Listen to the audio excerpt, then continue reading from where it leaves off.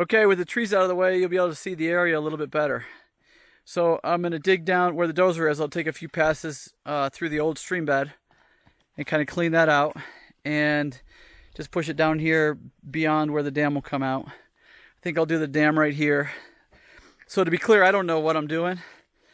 So it's kind of an experiment. In the future, we'll have a big pond closer to the barn, but I thought this would be a cool little swimming hole. So all this area right here will get pushed over and become the dam. And I'm not looking for anything too big, just something where you come down here, jump in the swimming hole. It'll have nice fresh spring water and be nice and clean. There is a lot of sand and rock down in that stream bed. So I'm going to take a few passes and just kind of hopefully scrape out some of that. But hopefully now with those trees gone, you can kind of get an idea for a little spot. All right, so we'll clean out the bottom of the stream bed, cut out a little spot that will make kind of like a trench for the dam, and then start pushing dirt into the dam.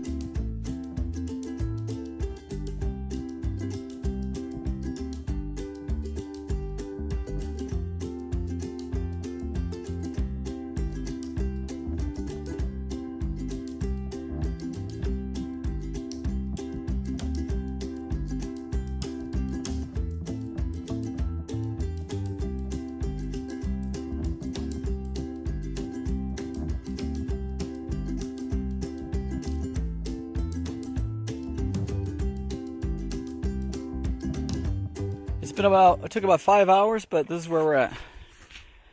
We've got the dam mostly done. Right here in this area, I'm going to do a spillway. But since I was pushing all that dirt out of the bottom of the down in the water, it's too wet to compact or work with. So, but I'll clear some of these trees out in the spillway. We'll just go over here on the side of the dam. That worked pretty well. Other than, well, it was hard because it was water flowing in there the whole time. This is still really wet here. I can't do anything with it, but we got the pipe in there. I need to do some rocks on this side. I put a few down there, but need to get some more rocks where that water comes out. And before we did this, if you walk upstream about 200 yards, it's totally dry. So it just comes out of the ground right here. And if you walk downstream while it was running, about 300 yards, it's totally dry. So it just runs in this one spot. It soaks into the ground down there. And it's starting to fill up pretty good. There are some bad spots in the bottom. Over there on the side, there's some rocky spots. So we'll see if the amount of water trickling in here is enough to overcome what is seeping out. But so far, it's been since I first dammed it up this morning, so maybe 5 hours. And it's a few feet deep, so I think it's working out pretty good. So we'll do probably a pump and a little waterfall off of that rock. And then that'll be the jumping rock. And it should come about halfway up on that rock. So the water will be about 7 feet deep. 6 or 7 feet deep there where you jump off. If I could do it over again, the only thing that I don't like is a lot of goo in the bottom down there because it was so wet I couldn't get it out. So, but it'll be fine for now. Like I said, this spring doesn't run every year. So if we get a dry year, I can come in here with the dozer and scrape it out. But for just spending a little bit of fuel in 5 hours of time, it's going to be cool to have a little spot. Obviously, it doesn't look very appealing right now, but the water coming out of the ground right up there is perfectly crystal clear. So once this gets up and drains off all the top scum and mud settles out, it should be nice and clear. I'm going to go get a chainsaw and trim out over here where the chair is so we can sit there when we're not swimming or messing around. So I'll do that next.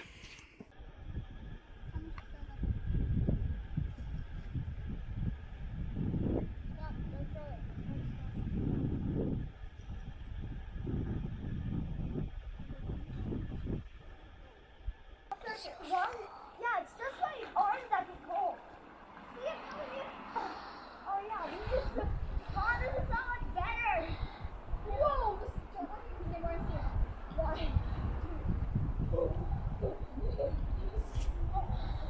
Ready? Swim! Oh yes, it's so warm when you swim. I know. Because you're pumping your blood and your mom's surface. Oh, that was just lucky. Today we've decided to try to add a rope swing. The kids had an option of a zip line or a rope swing. They wanted a rope swing into the swimming hole. So in order to do that, we need to trim up these trees. We're going to try to put a cable high in that tree up there, string it across, and then suspend a rope from the middle of the cable that's high up in the air. So first cut up these trees.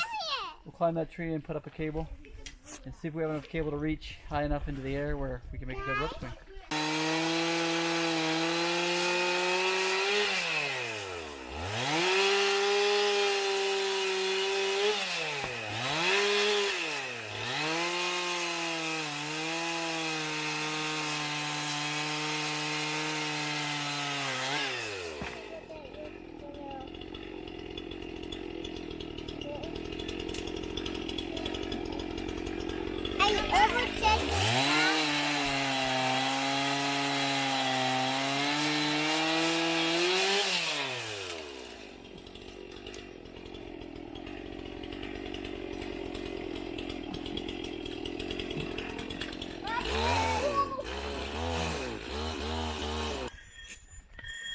All right, so we're threading the cable.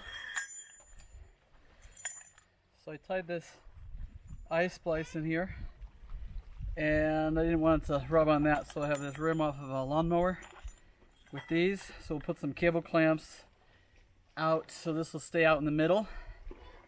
We're gonna have to guess kind of where we want it before we string it across. If I had to change it, I could go out on the cable, but we'll get this hooked to the cable where we want it and then drag the other end and string it up on the other side. We'll tighten it up with the come along.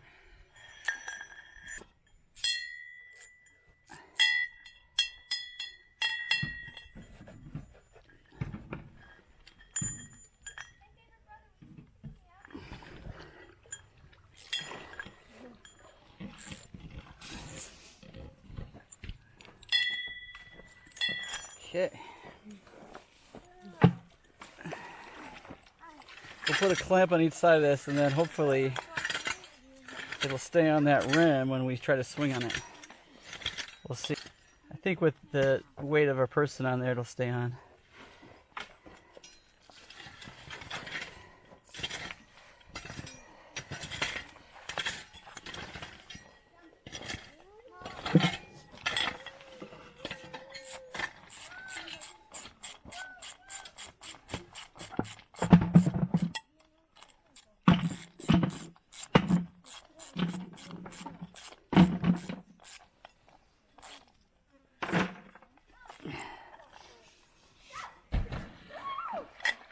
Did you guys find the other paddle?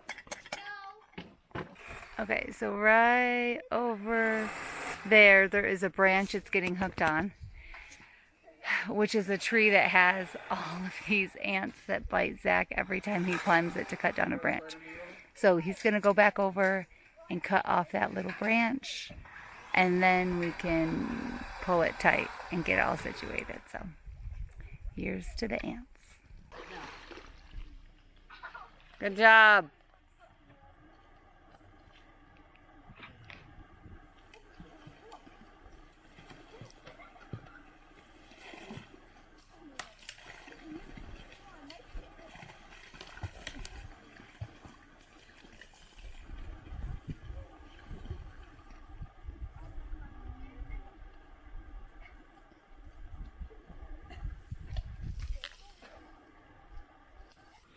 Okay, we got this hook when we did the laundry room, the mud room. We took this one down and we don't need it anymore. So we're going to screw this into the tree so there's a place to hang up towels and our little cinch sacks when we come down.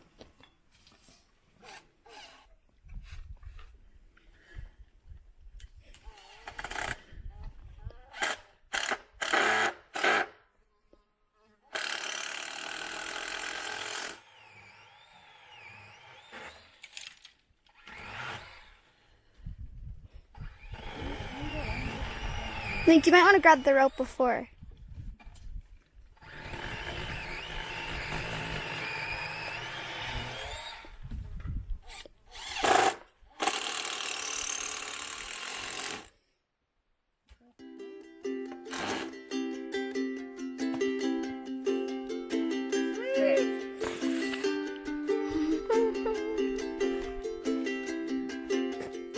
There it is.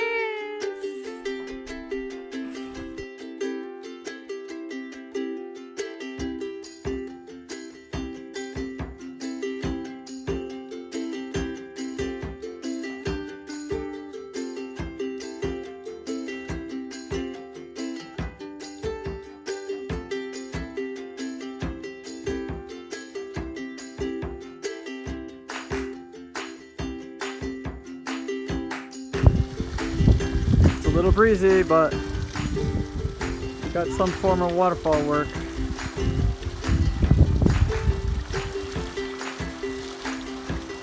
It's not roaring, but it's okay. So the line goes over there.